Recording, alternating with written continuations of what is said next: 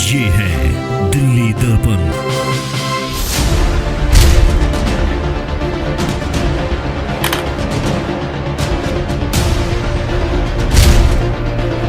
आज जो ये हॉस्पिटल के हालात हम देख रहे हैं वो बाकी सारे अस्पतालों की भी हमारी समस्याओं को पीछे छोड़ देते हैं और ये अनबिलीवेबल है।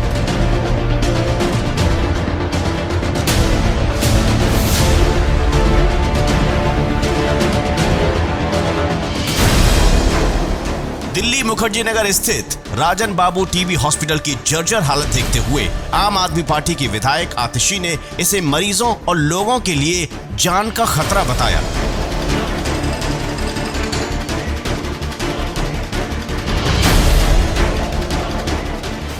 तो बीजेपी भी हरकत में आ गई और उसने आम आदमी पार्टी के सभी आरोपों को झूठा बताया। लेकिन आम आदमी पार्टी ने इसे और गंभीर बताते हुए इसके खिलाफ पुलिस में शिकायत भी दी। दिल्ली सरकार के स्वास्थ्य मंत्री ने इस हॉस्पिटल को सील करने के आदेश दे दिए हैं।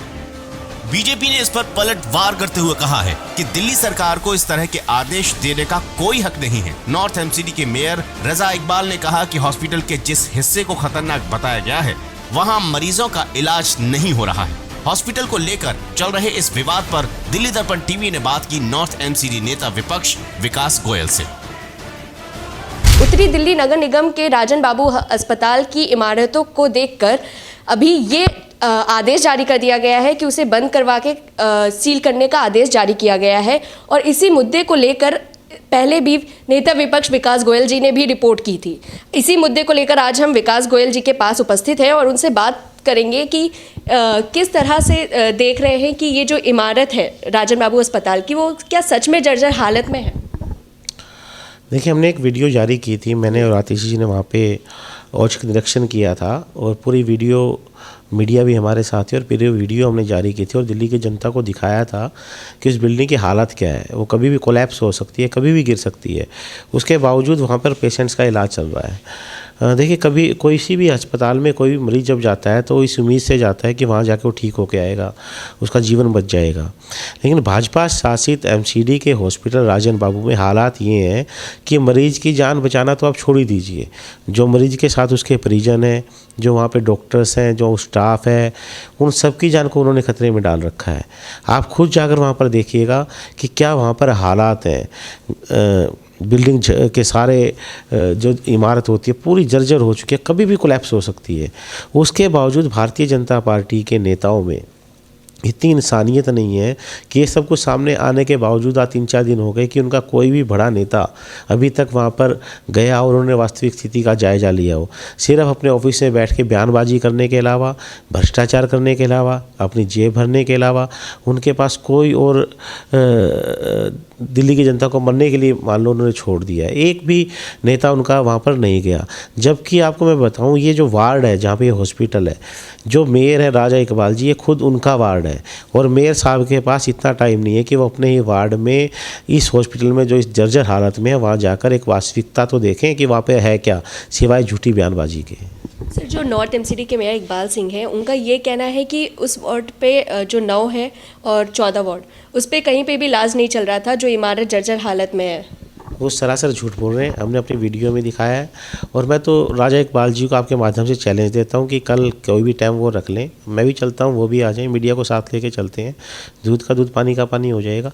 आप अपने ऑफिस में बैठ के कुछ भी बयान देते रहिए, आपका खुद का वार्ड, आप आइए तो सही, देखिए वहाँ पर क्या हो रहा है, कैसे आपने लोगों की ज़िंदगी को खतरे में डाला हुआ है, कैसे वहाँ पर लोग जो एडमिट है उनको वो बीमारी से तो पता नहीं ठीक हो जाएंगे कि मरेंगे, और बिल्डिंग कोलैप्स होगी तो पता नहीं वहाँ कितना बड़ा हादसा हो सकता है। और ये पहली बार ऐसा नहीं है कि नॉर्थ एमसीडी में ऐसा हो रहा है। आपको भी ध्यान होगा, मलकागंज में बिल्डिंग गिरी थी, वहाँ 2 मासूम बच्चों की जान चली गई थी। उससे पहले सावन पार्क में बिल्डिंग गिरी थी, वहाँ 3 लोगों की जान चली गई थी। अर्पित होटल में इतना बड़ा हादसा हुआ था, 17 मासूम लोगों की जान चली गई थी। लेकिन नॉर्थ एमसीडी के जितने भारतीय जनता पार्टी के नेता हैं, इनको भ्रष्टाचार से फुर्सत मिले जब ये कुछ काम करें। इनको जब कुछ हादसा हो जाएगा, जब कुछ दुर्घटना हो जाएगी तो उसके बाद जाँच बिठा देंगे, ये कर देंगे। जब आपके सामने एक चीज़ दिख रही है कि जर्जर है, कभी भी गिर सकती है, कोई भी इंसान, कोई भी खुली आंखों से देख सकता है कि वहाँ पे क्या हो रहा है, लेकिन इनको दिखाई नहीं दे रहा। आप जब गए थे हॉस्पिटल में, तो क्या उस वक्त कितने मरीज थे जब इलाज हो रहा था उसी बिल्डिंग में? एग्जैक्ट तो मैं नहीं कह सकता, लेकिन सैकड़ों मरीज़ थे, 3-4 वार्ड पूरे भरे हुए थे, तो 150-200 मरीज़ तो आराम से होंगे वहाँ पे।